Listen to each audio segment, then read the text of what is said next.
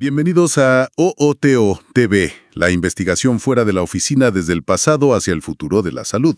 Soy Bob. Y yo soy Sue. Esta vez nos adentramos en el fascinante y vital mundo de las hierbas antiparasitarias y remedios naturales. Así es. Hoy vamos a explorar un conjunto de fuentes muy interesantes que documentan tanto el uso ancestral tradicional como la investigación científica más reciente. Exacto. Investigaciones sobre plantas con propiedades para combatir parásitos. Nos enfocaremos bastante en la riqueza de la Amazonía peruana, que es increíble. Pero también daremos un vistazo a conocimientos de otras partes del planeta, ¿no? Sí. Vamos a revisar estudios sobre plantas muy específicas, qué compuestos activos contienen, que les dan ese poder, digamos. ¿Y cómo las usaban las comunidades tradicionalmente? Exacto. ¿Y qué nos dice la ciencia hoy sobre si realmente funcionan y, muy importante, si son seguras? Claro. Tocaremos temas como la leishmaniasis, la enfermedad de Chagas. Esos parásitos intestinales tan comunes. Sí. Y el potencial de moléculas naturales como alcaloides, quinonas, flavonoides. Un verdadero arsenal natural. Es apasionante. Es un campo con una riqueza increíble, la verdad. Y creo que debemos decirlo desde ya. Las hierbas antiparasitarias y remedios naturales impactarán significativamente nuestra salud. Hay un potencial enorme aquí. Definitivamente. Es apasionante ver cómo ese conocimiento milenario, ¿no?, pasado de generación en generación, Se encuentra hoy con la lupa de la ciencia moderna. justo, en un área tan crucial para la salud global. Para poner todo en perspectiva, es fundamental entender el peso de estas enfermedades. Las parasitosis, como la leishmaniasis y la enfermedad de Chagas, son un problema de salud pública enorme. Afectan a millones, sobre todo en nuestra región, en América Latina. La leishmaniasis, por ejemplo, transmitida por la picadura de pequeños insectos, los flebótomos, no es una sola enfermedad, ¿verdad? Es como un espectro. Cierto, puede manifestarse de formas muy distintas, en la piel, con úlceras agudas o formas crónicas, difusas. O afectar las mucosas, la nariz, la boca. Sí, o incluso invadir órganos internos en su forma visceral, que es la más grave. Todo depende de qué especie del parásito Leishmania te infecte y, claro, cómo responda tu sistema inmunitario. Y su ciclo de vida es asombroso, ¿no? ¿Cómo el parásito cambia de forma? Es increíble. Los promastigotes flagelados que inyecta el insecto se transforman en amastigotes, que son inmóviles, dentro de nuestras propias células de defensa, los macrófagos. Una adaptación increíble para sobrevivir. Igualmente complejo y adaptado es el Trypanosoma cruzi, el parásito del mal de Chagas. Transmitido principalmente por las heces de las vinchucas, las chinches, está presente en gran parte del continente americano. Desde México hasta Argentina, sí. Y este parásito también pasa por distintas fases. Epimastigote en el insecto, tripomastigote circulando en nuestra sangre. Ujú. Y a mastigotes escondido dentro de nuestras células, especialmente las del corazón y el sistema digestivo, ¿no? Que es lo peligroso a largo plazo. Exactamente. Frente a estos enemigos microscópicos y, muchos otros parásitos intestinales comunes, Las comunidades originarias y rurales, sobre todo en lugares megadiversos como la Amazonía o ciertas regiones de África como Guinea Ecuatorial, han desarrollado y confiado por siglos en la fitoterapia. el uso de plantas es parte integral de su vida, no solo como medicina. Totalmente. Son alimento, material de construcción, herramientas. Forman parte de un conocimiento ecológico profundísimo. Saben qué planta usar, qué parte, cómo prepararla, cuándo recolectarla. Es una sabiduría ancestral invaluable, de verdad. Aunque acceder a ese conocimiento no siempre es sencillo, ¿verdad? Las fuentes mencionan que a veces los curanderos, los chamanes, son reacios a compartir todos sus secretos. Sí, existe esa creencia cultural de que divulgar el uso de una planta sagrada o poderosa puede hacerle perder su efectividad. Es un balance dedicado, digamos, entre respetar esa tradición y la necesidad de investigar científicamente para validar esos usos. Y potencialmente desarrollar nuevos tratamientos accesibles para todos. Hablando de investigación, vamos a meternos con algunas plantas específicas estudiadas en la Amazonía peruana. Hay una tesis doctoral muy detallada de Olga Sáenz Bocanegra que revisamos. Ah, sí, muy interesante. Empecemos con una planta llamada Samia ulei. Es un tipo de cícada, plantas bastante antiguas evolutivamente. Interesante. ¿Qué encontraron ahí? Bueno, de esta samia aislaron varios compuestos, entre ellos uno llamado cicacina. Cicacina. Sí, resulta que la cicacina es una molécula conocida por ser tóxica. Es un tipo de compuesto llamado azoxiglucósido que la planta produce para defenderse de los herbívoros. Ah, claro, un mecanismo de defensa. Exacto. El problema es que cuando se metaboliza, produce una sustancia, el metilazoximetanol, que puede dañar el ADN. Uy, peligroso. Sí. Y en las pruebas de laboratorio contra los parásitos de Leishmania y Chagas, la cicacina no mostró una actividad antiparasitaria destacable. Y peor aún, fue tóxica para las células humanas. Moderadamente, pero tóxica. Uf, eso es un recordatorio importante, ¿verdad? Que una planta se use tradicionalmente no garantiza que sea inocua. Para nada. La ciencia es clave para separar el grano de la paja, como dicen, y entender los riesgos. ¿Qué otras plantas exploró esa tesis? Otra muy interesante fue Chondodendron tomentosum. Es una liana amazónica de la que se extrae tradicionalmente el curare, ¿sabes? Usado para dardos de caza. Ah, el curare, claro. Bueno, de la corteza de esta planta aislaron alcaloides complejos, de un tipo llamado Bisbencilis o quinolinas, y dos de ellos, la isotetrandina y la norsaiclianina, mostraron resultados espectaculares. ¿Espectaculares? ¿Cómo? A ver, cuéntanos. Pues mira, en las pruebas contra Leishmania infantum, que es la especie que causa la forma visceral grave de la enfermedad, La peligrosa. estos dos compuestos fueron tan potentes o incluso más potentes que la anfotericina B. No me digas. Más que la anfotericina B. Sí, y la anfotericina B es uno de los medicamentos estándar que se usan, aunque tiene sus problemas de toxicidad, ¿no? ¡Wow! Eso sí que es emocionante.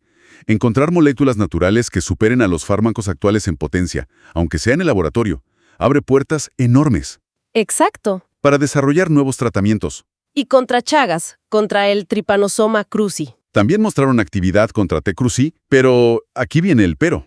También fueron bastante tóxicos para las células humanas en esas pruebas. Ah, o sea, potentes pero tóxicos. El dilema de siempre. Así es, su uso directo sería problemático. Habría que modificarlos químicamente, quizá, o buscar derivados más seguros.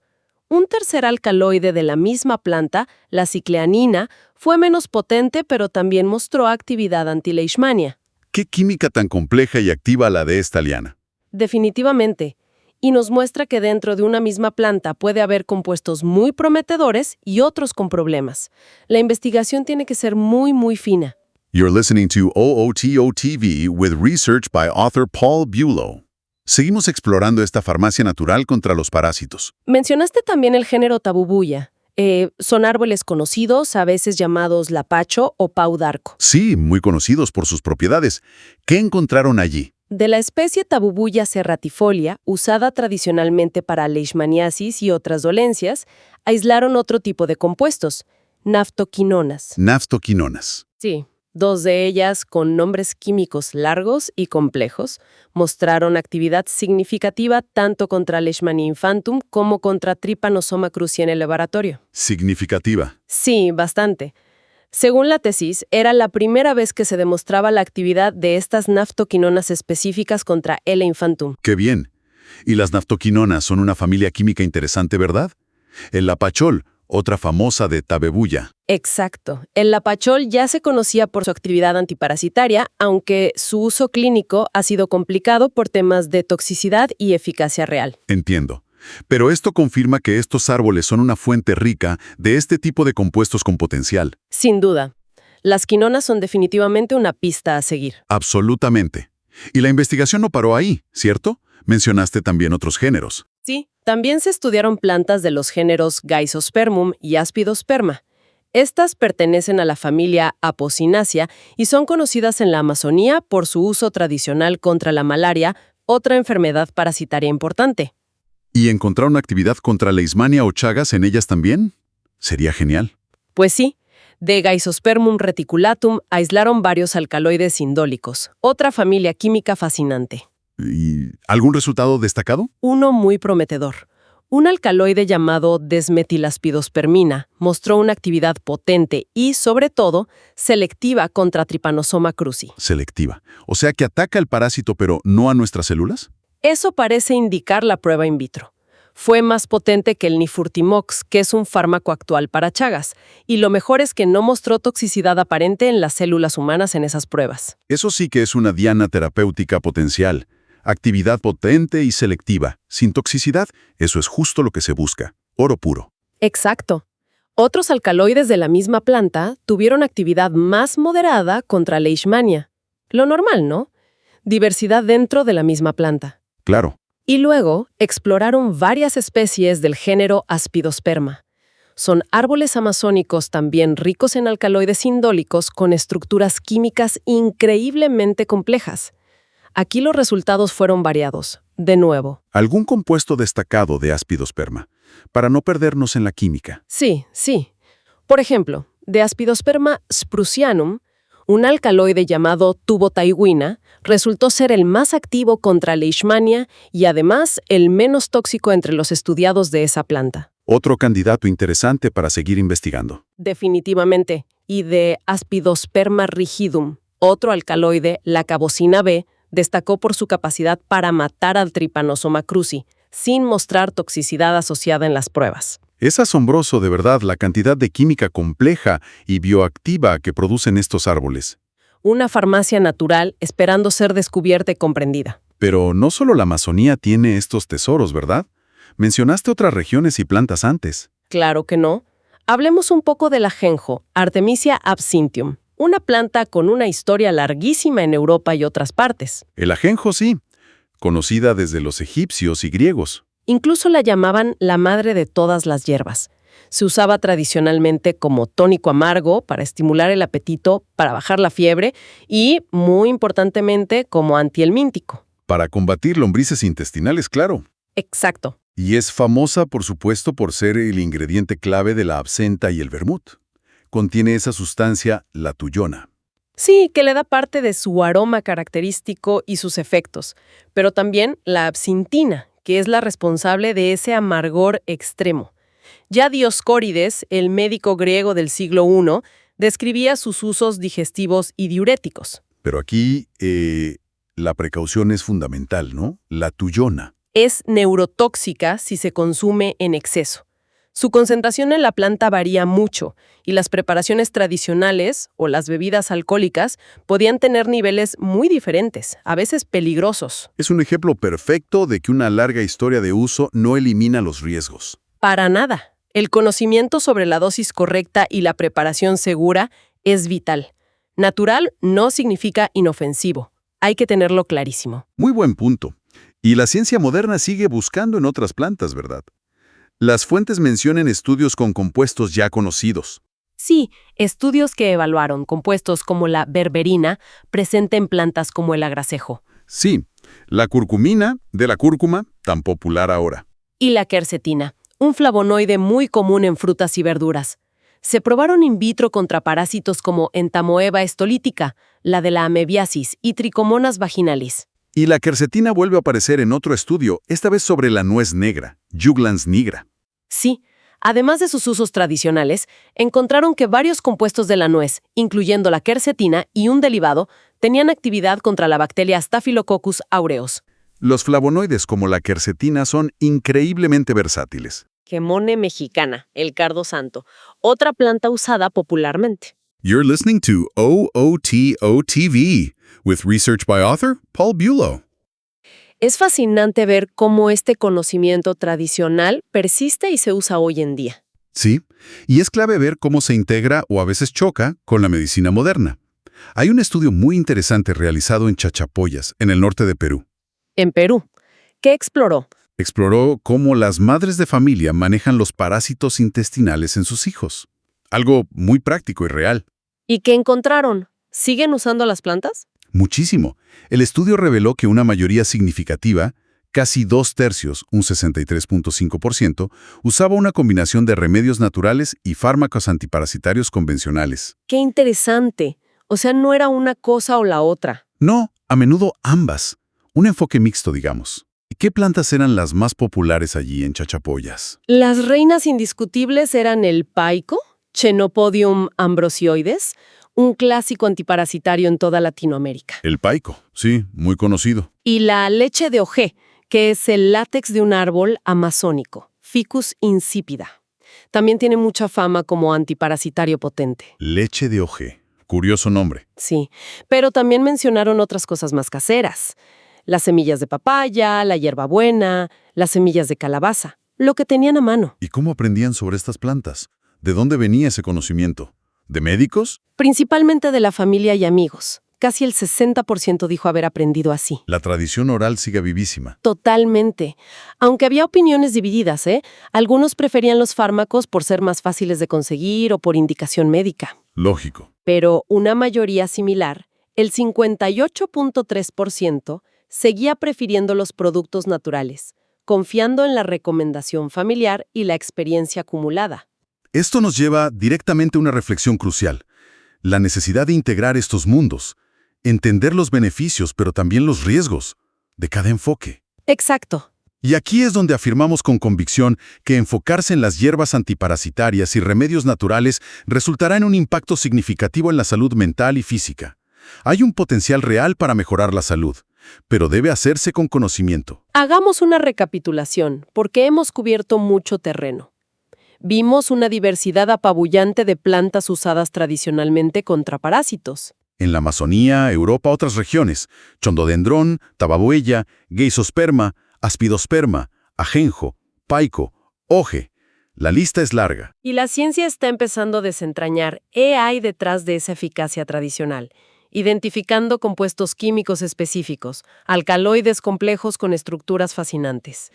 Naftoquinonas, flavonoides como la quercetina que aparecen por todas partes, terpenos como la tuyona del ajenjo. Algunos de estos compuestos muestran en el laboratorio una potencia asombrosa. Vimos ejemplos que igualaban o superaban a los medicamentos de referencia contra leishmania o trypanosoma. El potencial para nuevos fármacos es innegable y tremendamente emocionante. Por eso, es claro que el estudio de las hierbas antiparasitarias y remedios naturales es crítico para nuestra supervivencia. Totalmente de acuerdo. Enfrentamos una crisis creciente de resistencia a los fármacos actuales. Los parásitos evolucionan, se vuelven más difíciles de tratar. Necesitamos urgentemente nuevas herramientas, y la naturaleza es una biblioteca química inmensa de la que apenas hemos leído los títulos, ¿no? Necesitamos tratamientos más seguros, efectivos y, crucialmente, accesibles para las poblaciones que más sufren estas enfermedades olvidadas. Pero, y este pero es vital, lo hemos recalcado, no podemos caer en la ingenuidad. También hemos visto la otra cara de la moneda. La presencia de toxinas como la cicacina en samia. O la tuyona en el ajenjo.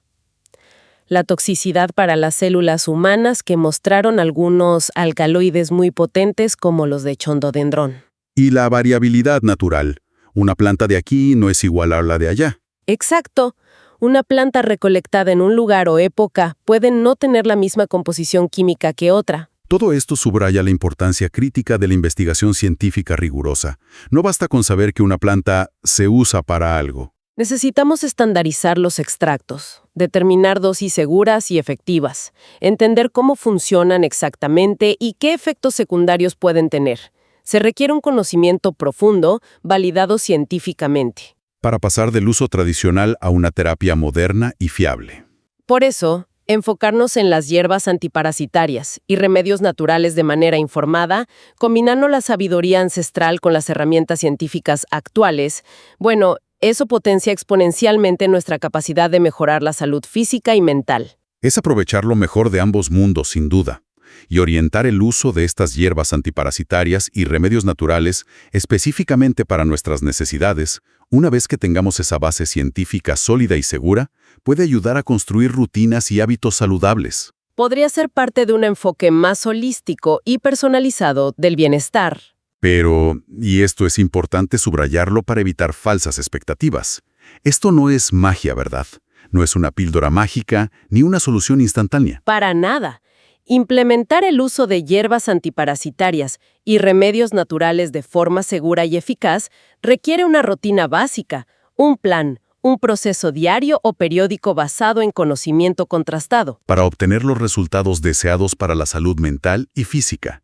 No se trata de tomar infusiones al azar. Sino de una integración consciente y responsable en el cuidado de la salud, idealmente guiada por profesionales informados. Ha sido una exploración realmente apasionante, ¿eh? La profundidad del conocimiento tradicional es asombrosa. Y el potencial farmacológico que guarda la naturaleza en este campo parece verdaderamente vasto, ¿no? Sin duda. Y nos deja con una pregunta importante flotando en el aire.